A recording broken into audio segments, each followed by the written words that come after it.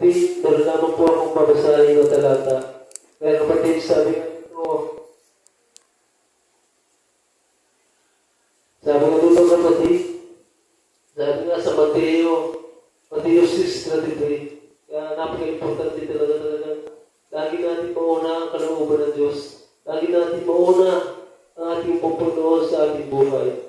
Kaya ang sabi niya dito, higit sa lahat, ulit higit sa lahat, yan yung halaga. Bigyan ninyong halaga. Halaga ang lahat. Bigyan ninyong halaga ninyo ang Diyos.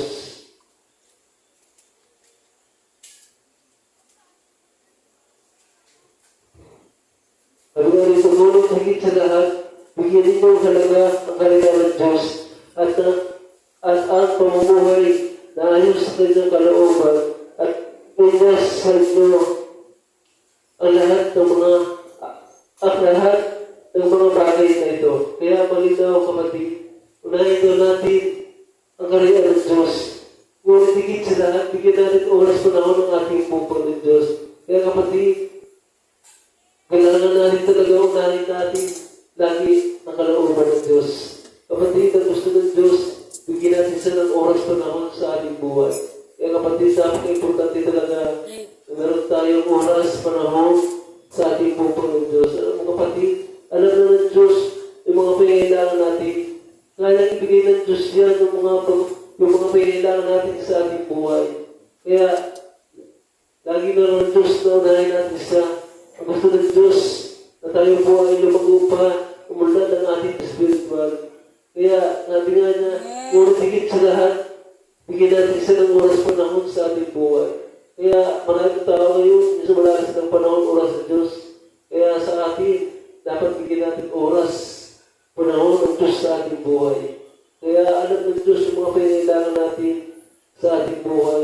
Lalo na yung pagkain natin, yung pinansyal, yung mga biyaya, alam ng Diyos yung mga pinailangan natin. Kaya, huwag tayo mabahala kung anong meron tayo, kung wala tayong pera, wala tayong pagkain, alam ng Diyos yan. Puprovide ng Diyos yung mga pinailangan natin. Kaya yun lamang aking minahamon na ito, kaya sa oras na ito, tayo po ay manalangin sa ating buong Panginoon. Yes, takilan ang mga Panginoon Diyos, Lord, salamat Panginoon sa iyong kabutihan sa aming buhay. Salamat Panginoon sa pagpapala, sa pag-iingat, sa paggabay sa bawat isa, Panginoon. Lord, dalangin namin, Panginoon, na patuloy ka magbukas ng mga pagpapala sa bawat isa, Panginoon. Kung may mga trabaho, Panginoon, bigyan mo, Panginoon, na mataas na sahod, Panginoon. Kung may mga negosyo, Panginoon, umipas pa ang kanilang kita, Panginoon, sa mga negosyo nila. Panginoon, minsan pa, Panginoon, dinadalangin ko, Panginoon, na patuloy ka, Panginoon Diyos, buwa, ang himala, kumabalaghan sa lugar na ito, Panginoon Diyos. Lord, wala kaming magagawa, Panginoon Diyos, wala ka sa aming buhay, wala yung pagkasama, pagkilos, Panginoon Diyos. Lord, nakakita namin natagumpayan sa pangalan ni Jesus. Amen. Amen po, guys, sa po, Panginoon.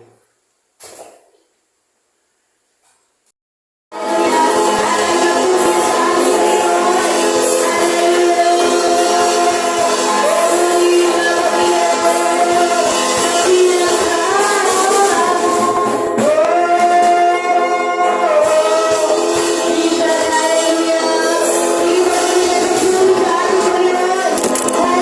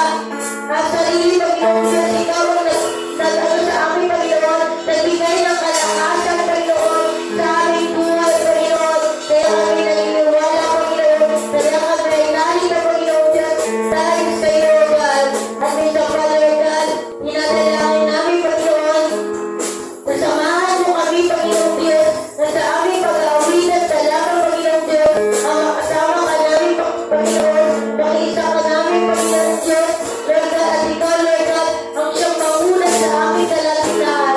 Maraming salamat, Panginoon Diyos. Naniniwala ako ngayong gabi, Lord God, sa bawat kapatira, Lord God, na hindi ba nakakatal, Lord God, pagkabayan mo sila, Panginoon Diyos, na walang magayahan anumang tragedya na nagaganap na sa kuna ngayong aming paligid, Panginoon, ang kami nananampalataya, Lord God, na lahat ng ilingkod, Lord God, ay poprotektahan mo, bibigyan mo, Panginoon Diyos, ng magandang kalusugan, nilalayo sa anumang kapamakan, Lord God, ikaw ang tunay na Diyos sa bawat isa. Kaya kami nagpapasalamat sa iyo, Panginoon, kaya binabalik namin na pinakamataas na papuri at pagsamba at pagdakila sa tanging pangalan mo.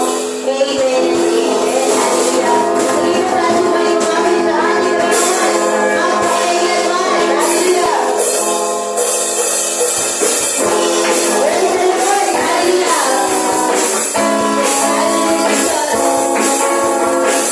Praise the Lord.